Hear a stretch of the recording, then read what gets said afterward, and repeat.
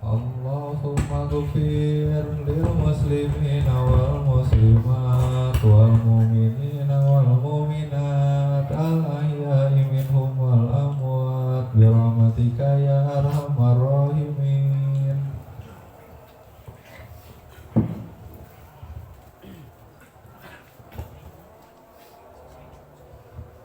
Assalamualaikum warahmatullahi wabarakatuh.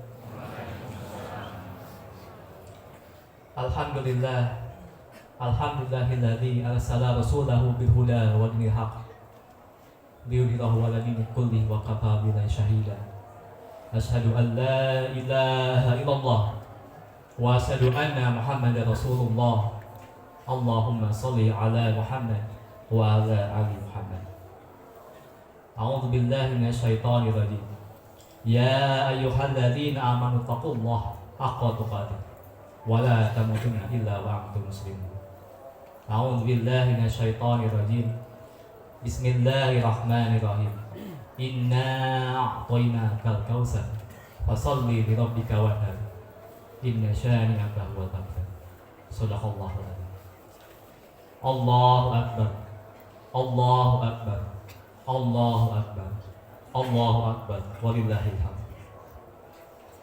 Jamaah salat Idul Adha yang berbahagia, segala puji hanya milik Allah Subhanahu wa taala yang telah memberikan kepada kita nikmat iman, nikmat Islam, nikmat sehat lahir dan batin, sehingga kita bisa berkumpul di lapangan ini untuk menjalankan ibadah salat sunnah Idul Adha, dan insya Allah akan melanjutkan dengan berkurban. Selawat dan salam semoga terlimpahkan kepada Nabi Muhammad SAW, kepada para keluarganya, sahabatnya, tabi'in, insya Allah sampai kepada kita selalu. Allahu Akbar, Allahu Akbar, Allahu Akbar, walillahil hamd. Khatib mengajak pada pribadi khatib dan umumnya pada jamaah sekalian, marilah kita sama-sama untuk meningkatkan iman dan takwa dengan sebaik-baiknya, baik dari segi kuantitas maupun kualitas. Allahu Akbar, Allahu Akbar, Allahu Akbar, walillahil hamd. Kita semua sudah sepatutnya untuk bersyukur karena tahun ini kita dapat melaksanakan ibadah dan juga hari raya dengan normal, tidak seperti tahun 2020 dan tahun 2021 saat pandemi COVID-19 melanda. Ibadah-ibadah dibatasi, termasuk ibadah haji pun dibatasi. Alhamdulillah di tahun 1444 Hijriah dan tahun 2023 ini ibadah haji kembali normal, kuota haji bertambah, pembatasan usia pun dihapus. Alhamdulillah. Baiklah, kita doakan semoga jamaah haji dari Indonesia khususnya dan seluruh dunia umumnya menjadi haji yang mabrur. Kita semua juga sudah sepatutnya bersyukur bahwa di wilayah kita, di RW 06 Jati ini, setiap tahun selalu ada orang yang berkurban dengan jumlah yang tidak sedikit. Kita lihat di pelosok-pelosok sana, masih ada wilayah-wilayah yang kurbannya sedikit, bahkan tidak ada sama sekali. Kita sudah sepatutnya untuk bersyukur. Setidaknya ada 3 penyebab mengapa di suatu wilayah sedikit orang yang berkurban atau bahkan tidak ada sama sekali. Yang pertama, di wilayah tersebut masyarakat muslimnya sedikit atau minoritas. Itu adalah hal yang wajar. Penyebab kedua yaitu di suatu wilayah masyarakat muslimnya banyak, namun kebanyakan mereka tidak mampu untuk berkurban. Itu pun ada hal yang wajar. Dan yang ketiga, di suatu wilayah masyarakat muslimnya banyak, mereka mampu untuk berkurban tapi tidak mau berkurban. Rasulullah SAW bersabda, barang siapa yang punya kelapangan rezeki atau harta tapi tidak mau berkurban, maka jangan sekali-kali mendekati tempat sholat kami. Hadis riwayat Ahmad dan Ibnu Majah. Jemaah sekalian, makna dari hadis ini bukan semata-mata melarang orang yang mampu berkurban tapi tidak mau berkurban untuk mendekati tempat ibadah, untuk mendekati tempat sholat, tapi lebih dari itu. Makna dari hadis ini yaitu Nabi Muhammad SAW tidak akan mengakui sebagai umatnya orang yang mampu berkorban tapi tidak mau berkorban. Ini adalah hikmah ibadah kurban yang pertama, yaitu sebagai identitas seorang muslim. Jika orang yang mampu berkorban tapi tidak mau berkorban, tidak akan diakui sebagai umatnya. Maka sebaliknya, orang yang mampu berkorban dan mau berkorban, insya Allah akan diakui sebagai umat dari Muhammad SAW. Lalu apa hikmah ibadah kurban kedua? Hikmah ibadah kurban kedua, saat Nabi Ibrahim diuji tidak mendapatkan keturunan yang cukup lama, Nabi Ibrahim berdoa dalam Quran surat As-Saffat ayat 100, Rabbi habli minas sholihin, yang artinya, ya Tuhanku, anugerahkanlah padaku keturunan termasuk orang-orang soleh. Nabi Ibrahim saat itu tidak beri keturunan cukup lama.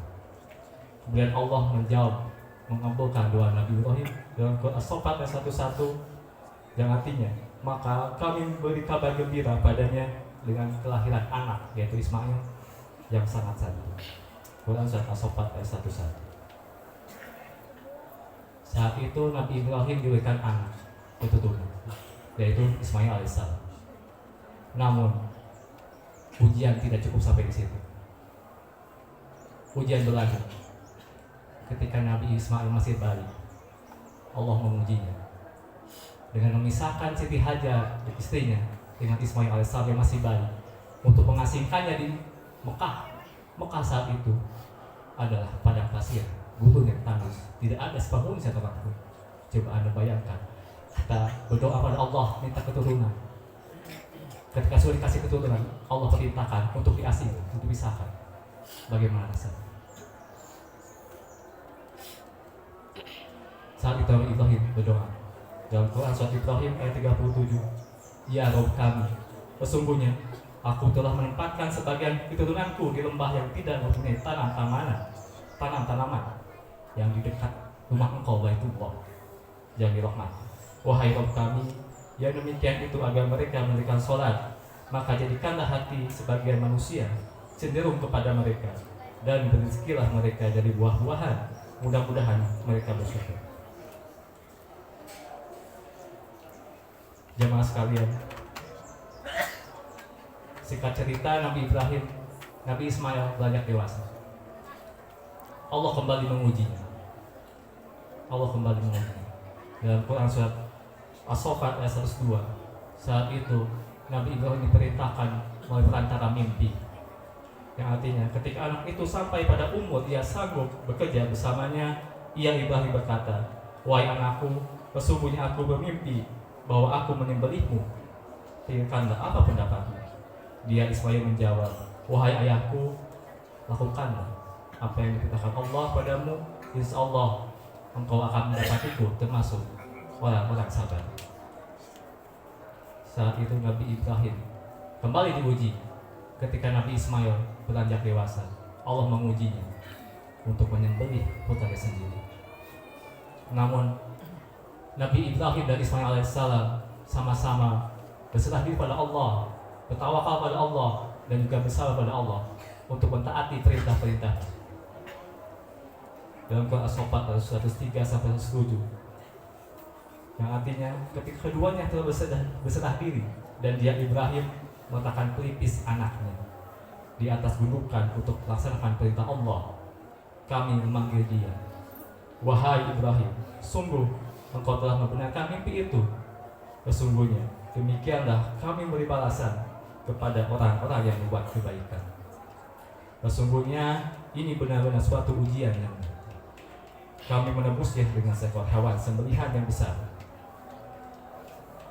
Saat itu Nabi Ibrahim akan menyembelih Nabi Ismail. Kemudian Allah menggantinya dengan sembelihan berupa dibas, hewan yang besar. Ini adalah hikmah ibadah kurban ketiga, yaitu sebagai realisasi ketakwaan pada Allah, kita dapat mencontoh teladan Nabi Ibrahim dan Nabi Ismail alaihissalam. Kesabaran Nabi Ibrahim dan putranya Ismail ketika keduanya menjalankan perintah Allah, ketika keduanya lebih mengutamakan perintah Allah daripada kecintaannya pada anaknya, kecintaannya pada keturunannya. Semoga kita dapat mengambil hikmah dari peristiwa ini. Aku qouli hadza wa astaghfirullah li wa lakum.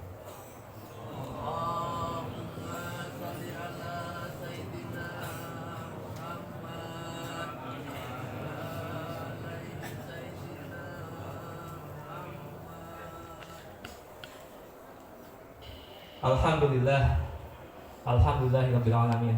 Asyhadu an la ilaha illallah wa asyhadu anna Muhammadar Rasulullah. Allahumma shalli ala Muhammad wa ala ali Muhammad. A'udzu billahi minasyaitonir rajim. Ya ayyuhalladzina amanu taqullaha haqqa tuqatih wa la tamutunna illa wa antum muslimun. Adapun hikmah kurban yang keempat, yaitu membangun kesadaran tentang kepedulian terhadap sesama. Ibadah kurban bukan hanya ritual semata, bukan hanya menyembelih hewan kemudian membalikannya. Lebih dari itu, kita dituntut lebih dari itu. Ibadah kurban ada hikmahnya. Yang keempat yaitu kita lebih peduli terhadap orang-orang sekitar kita, terutama orang-orang miskin. Di akhir khutbah ini marilah kita berdoa pada Allah Subhanahu wa taala. Allahumma sholli ala Muhammad wa ala ali Muhammad kama shallaita ala Ibrahim wa ala ali Ibrahim wa barik ala Muhammad wa ala ali Muhammad kama barakta ala Ibrahim wa ala ali Ibrahim innaka Hamidum Majid. Allahumma ighfir lil mu'minina wal mu'minat wal muslimina wal muslimat wal ahya'i minhum wal amwat. Ya Allah yang Maha Kuasa, pada hari ini kami berkumpul di lapangan ini untuk melaksanakan perintah-Mu, melampiaskan rasa syukur kepadamu, menyatakan rasa bahagia atas perjuangan kami selama ini. Terimalah segala amal kami ya Allah. Ampunilah segala dosa kami ya Ghafur, dosa ibu bapak kami, dosa keluarga kami, dosa kaum muslimin muslimat, mukminin mukminat yang masih hidup maupun telah wafat. Ya Allah, hari ini kami melaksanakan ibadah sholat dan kurban yang kami sisihkan dari harta halal kami. Semuanya hanyalah menjadi ridho-Mu ya Allah, mengharap ampunan-Mu ya Allah, untuk membersihkan kotoran jiwa yang mengganggu. Terimalah pengorbanan kami ya Allah. Gantilah dengan ridho-Mu dan ampunan-Mu ya Allah, dan surga-Mu ya Allah. Ya Allah, hajat kami padamu begitu sangat banyak. Hanya Engkau lah yang mengetahui semua hajat kami dan kebutuhan kami. Kami mohon padamu ya Allah ya Karim, sepanjang hajat kami dan kebutuhan kami ini baik menurut Engkau ya Allah, berikanlah, kabulkanlah hajat kami, dan berikanlah kemaslahatan dunia dan akhirat kami ya Allah. Ya Allah, tidak tempat berharap bagi kami selain padamu ya Allah, tidak tempat bergantung bagi kami selain Engkau, tempat kembali kami. Penuhilah semua harapan kami ini ya Allah, dengan Engkau ijabah semua pinta dan harapan kami. Sungguh Engkau zat yang tidak pernah mengingkari janji. Rabbana la tu'akhidna in nasina aw akhtana. Rabbana wa la tahmil 'alaina isran kama hamaltahu 'alal ladzina min qablina. Rabbana wa la tuhammilna ma la taqata lana bih. Wa'fu 'anna waghfir lana warhamna anta mawlana fansurna 'alal qaumil kafirin. Rabbana 'atina fid dunya hasanah wa fil akhirati hasanah wa qina adzabannar. Subhana rabbika rabbil izzati amma yasifun wa salamun 'alal mursalin walhamdulillahi rabbil alamin. Assalamualaikum warahmatullahi wabarakatuh.